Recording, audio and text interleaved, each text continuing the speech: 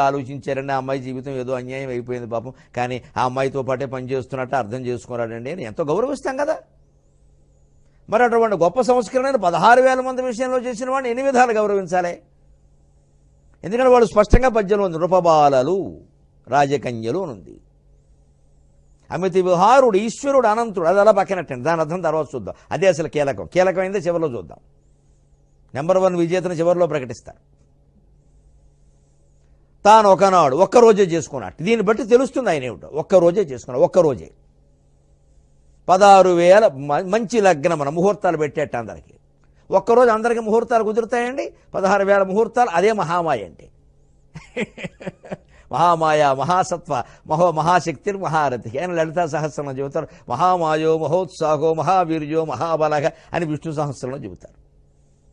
అమ్మవారు చేస్తుంది ఇటువంటి మాయలు విష్ణుమూర్తి చేస్తాడు. సృష్టిని కాపాడుకోవాలంటే 100 మాయలు